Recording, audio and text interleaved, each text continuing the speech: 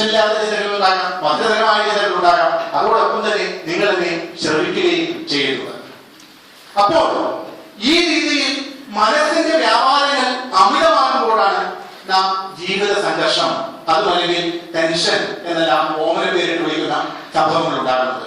യോഗയുടെ അടിസ്ഥാനപരമായ കർത്തവ്യം തന്നെ എന്താണ്? ചിത്തവൃത്തങ്ങളുടെ നിരോധനമാണ്. അപ്പോൾ എന്തെല്ലാമാണ് ചിത്തവൃത്തികൾ? കാരണം ഞാൻ പലയിടങ്ങളിൽ കോർപ്പറേറ്റ് സ്ട്രെസ് മാനേജ്മെന്റ് പ്രോഗ്രാം ചെയ്യാറുള്ളതാണ്. ഇവിടങ്ങളിലെല്ലാം നമ്മൾ പല രീതിയിലുള്ള ടിപ്സ് പറഞ്ഞു കൊടുക്കും. നിങ്ങൾ കണ്ണുകൾ അടച്ചിരിക്കുക, അതുപോലെ ടെൻഷൻ വരുമ്പോൾ how to say no, how to say yes, ഇങ്ങനെയുള്ള കാര്യങ്ങളെല്ലാം നമ്മൾ പറഞ്ഞു കൊടുക്കും. പക്ഷേ പതഞ്ജലി യോഗസൂത്രം നാം ഒരിക്കൽ വായിക്കുകയാണെങ്കിൽ കോർപ്പറേറ്റ് ചാനലിനാണ് മനുഷ്യന് ലഭിക്കേണ്ടതായിട്ടുള്ള എല്ലാ മാനസികമായിട്ടുള്ള തലത്തിൽ നാം എങ്ങനെ വ്യാപരിക്കണം, ശാരീരികമായി നാം എങ്ങനെ മുന്നോട്ട് പോകണം എന്ന് ഈ 196 സൂക്തങ്ങളിലായിട്ട് അദ്ദേഹം പറഞ്ഞു വെച്ചിട്ടുണ്ട്. ഇത് നാം ഒന്ന് വായിച്ചു നോക്കുകയാണെങ്കിൽ മറ്റൊരു സ്ട്രെസ് മാനേജ്മെന്റ് പ്രോഗ്രാമിന്റെ സ്കോപ്പ് തന്നെ അവിടെ ഉദിക്കുന്നില്ല. 196 സൂക്തങ്ങൾ. അപ്പോൾ ഇതിൽ ചിത്തവൃത്തികളെ കുറിച്ച് പറഞ്ഞിട്ടുണ്ട്. ഇത് സൈക്കോളജി ഗ്രാജുവേറ്റ് ആരെങ്കിലും ഉണ്ടോ? ഇല്ല. അപ്പോൾ ചിത്തവൃത്തികൾ എന്ന് പറഞ്ഞാൽ അത് 5 തരത്തിലാണ് നമ്മൾ ചിത്തവൃത്തികളെ പറയുന്നത്.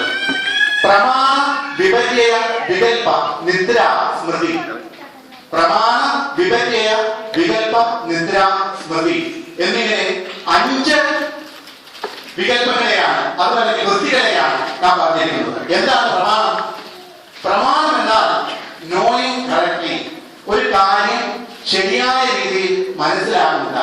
ഇതാണ് പ്രമാണം എന്ന് പറഞ്ഞുകൊണ്ട് നാം ഉദ്ദേശിക്കുന്നത്. 2 വിപര്യ. എന്താണ് വിപര്യ? തെറ്റിദ്ധാരണകൾ ഉണ്ടാകാം, അല്ലെ?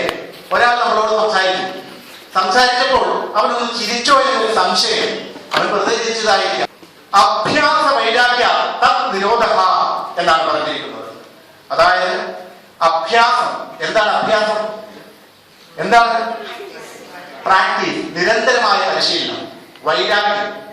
എന്താണ് വൈരാഗ്യം? ഡിറ്റാച്ച്മെന്റ്, അല്ലെ? വൈരാഗ്യം എന്ന് പറഞ്ഞിട്ട് ആരും തെറ്റിദ്ധരിക്കരുത്. ശരി, എല്ലാവരോടും വൈരാഗ്യമായി കഴിഞ്ഞാൽ നമുക്ക് ഉടൻ തന്നെ ടെൻഷൻ മാനേജ് ചെയ്യാം എന്നല്ല അതിന്റെ. അഭ്യാസ വൈരാഗ്യ തത് നിരോധ, ചിത്തവൃത്തികളെ നമുക്ക് നിരോധിക്കാൻ സാധിക്കുക.